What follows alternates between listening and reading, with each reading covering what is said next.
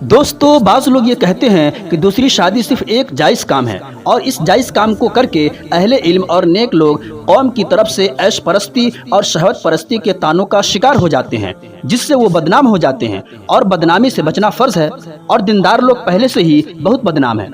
ऐसे लोग ये सोच रखते हैं कि जब एक से ज़्यादा शादी फ़र्ज़ या वाजिब नहीं है और मुआशरे को भी इसकी फ़ौरन ज़रूरत नहीं है, तो क्यों न इस जायज़ काम को छोड़कर अपनी बदनामी से बचा जाए। खुलासा ये कि दूसरी शादी हलाल है, लेकिन बदनामी से बचना फ़र्ज़ है और फ़र्ज़ की अहमियत एक जायज़ और मुबाह काम से ज़्यादा होती है।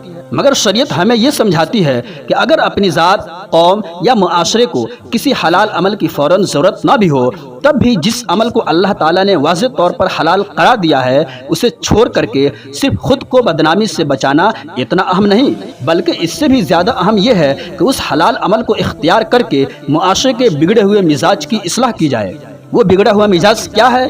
यही कि लोग अल्लाह के हलाल किए हुए एक अमल को बदनामी का सबब और शर्मिंदगी समझते हैं। लिहाजा असल ज़रूरत यह है कि इस सोच की इस्लाह की जाए, न कि हलाल को छोड़ा जाए। फेसबुक और दिगर महफिलों में जब इस टॉपिक पर बात की जाती है तो अक्सर लोग ये एतराज़ करते हैं कि इस ज़माने में दूसरी शादी मुनासिब नहीं।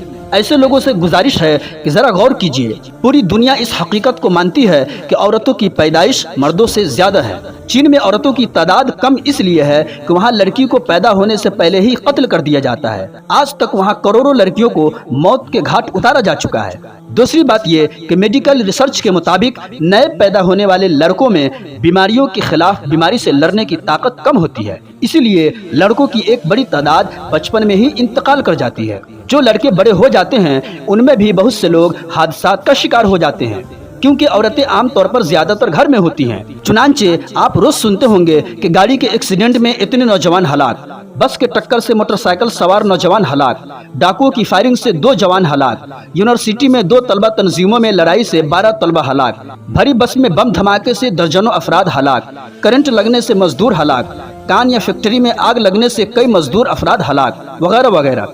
ये सब खबरें ज्यादातर मर्दों के बारे में ही होती हैं। फिर जो मर्द इन हादसों का शिकार होने से बच भी जाएं, उनमें से एक बड़ी तादाद नशे की लानत में मुब्तला हो जाती है। हीरोइन, चर्स और शराब की आदी होकर अपनी जिंदगी बर्बाद कर देते हैं। जो इससे भी बचे रहें, उनमें भी बहुत से ऐसे होते हैं जो आवारगी में उम्र गुजार देते हैं, काम काज नहीं करते, कोई जिम्मेदारी कबूल नहीं करते।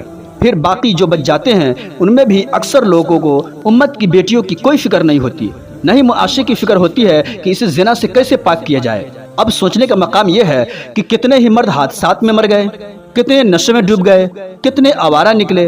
बाकी बच जाने वाले मर्दों की तादाद औरतों के मुकाबले में बहुत कम रह जाती है।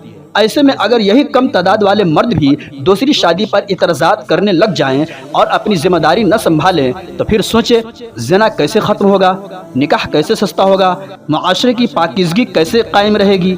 तो मेरे भाइयों, अल्लाह ने जिस चीज़ को हलाल करार दिया है उसे ऐब या शर्मिंदगी न समझें। दूसरी शादी सिर्फ एक जायज़ अमल नहीं, बल्कि मुआशरती बुराइयों को ख़त्म करने का एक ज़रिया है। अगर हम इसे समझ लें और अपनाएं तो ज़िना का दरवाज़ा बंद हो सकता है और निकाह को आसान बनाया जा सकता है। लिहाजा सोचें, गौर करें और इंसाफ से बताएं कि क्या वाकई इस ज़माने में दूसरी शादी मुनासिब नहीं, या दूसरी शादी की असल ज़रूरत इसी ज़माने में है। इस टॉपिक पर मज़ीद गुफ्तगू हम अगले एपिसोड में करेंगे। वीडियो को लाइक और चैनल को ज़रूर सब्सक्राइब करें।